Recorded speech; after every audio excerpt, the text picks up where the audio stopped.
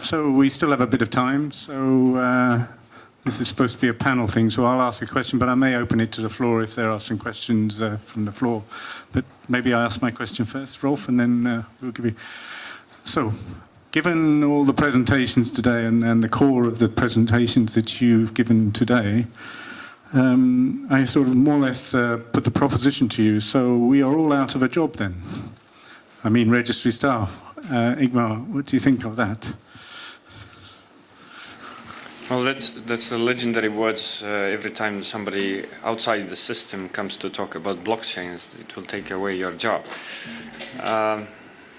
Well, it's an interesting times that we're having, but we have had the similar times in the past tens of years before. The internet came, the same story. That the internet will take away, and the opportunities in the internet will take away the need to have government officials and so on and so on. But I'm thinking that the business that we're doing in the business registry, it's changing. We have the online business registration. We don't need to have the counter services anymore. Meaning that yes, some people will lose their jobs. That's normal in everyday business in private sector as well. If the market is changing, we need to adapt to the new situations. And probably we need more IT people, because the profession is shifting from one profession to another. We need less labor on simplest tasks, and we need more labor on IT, and security, and so on. But eventually, there still has to be somebody, some people who are actually making the decisions that the technology must do. So whether we call them registrars or whatever role they have, somebody is still running it. It's not this IT solutions that will run it in the future. So I think there will be a shift of the professions that we have working in the registries in the next couple of 10 years, something. And we still have people working, I believe.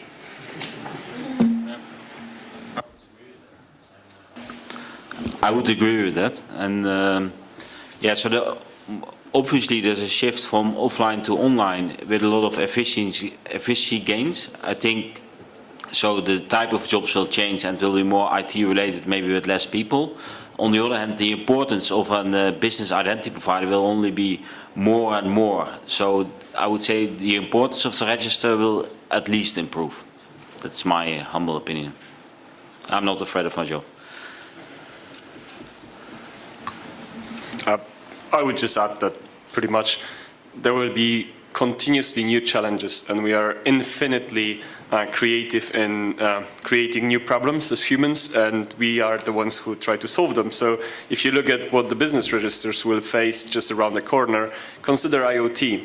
We will have devices connected to the internet and doing trades and actually doing some transactions on behalf of humans. Some of these devices or some of these virtual entities will actually be some form of legal entities. They would need to be supervised. And currently there are no better authorities than the business registers to handle that and to establish frameworks, establish systems to control, to clear the IoT transactions. Because if my fridge suddenly orders those 1,000 view click off for €1,000 each, and my debit card is connected automatically to that, and my bank account is suddenly drained, who do I actually charge? Was it the developer of the software program that is in the automatic smart fridge?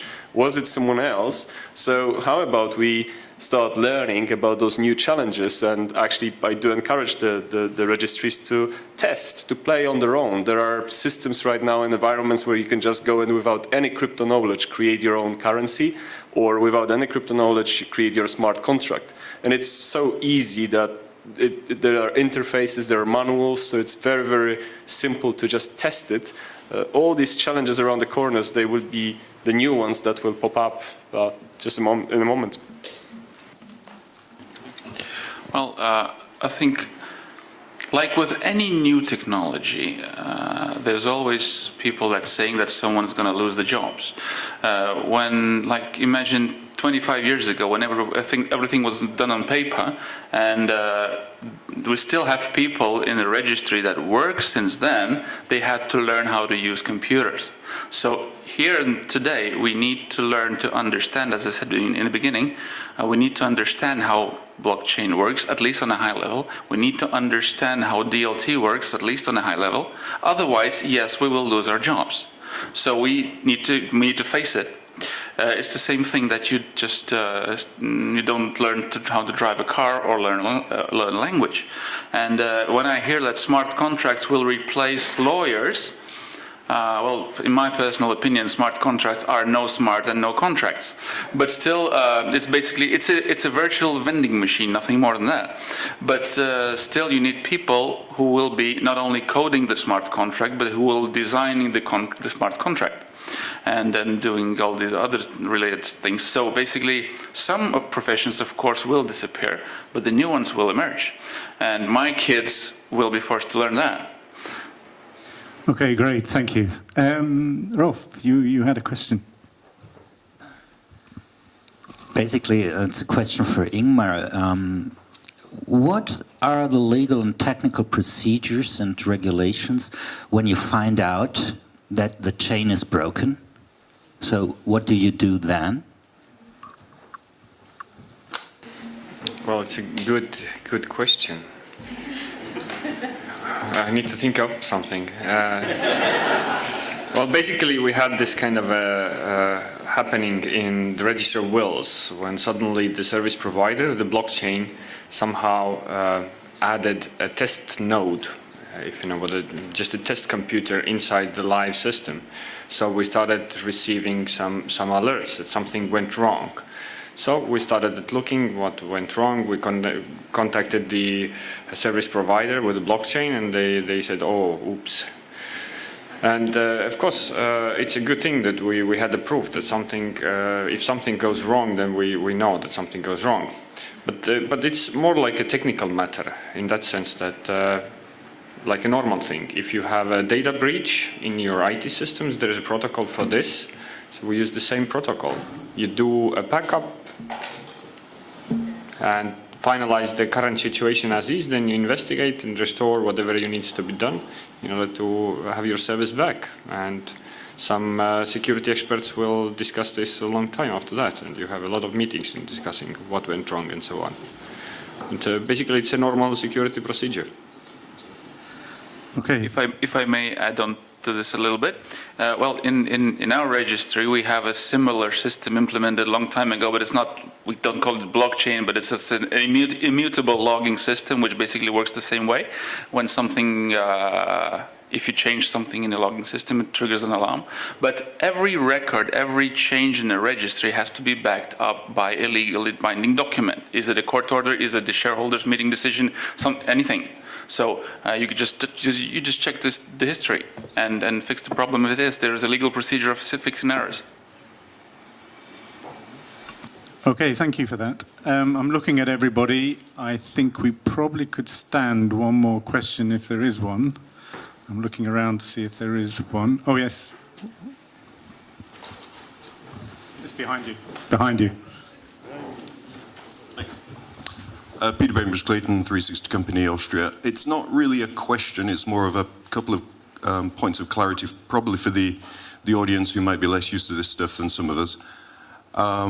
First of all, DLT and blockchain are not synonyms. It's perfectly possible to have a blockchain which isn't distributed. And secondly, the immutability of a blockchain or a blockchain-based system is really based on the distribution. Blockchains are hackable, like everything else.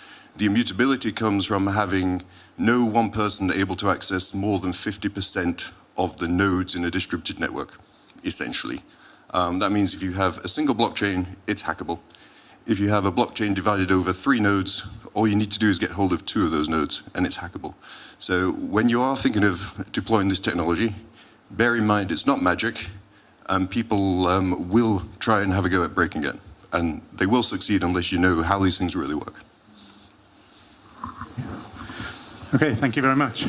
Okay, so I think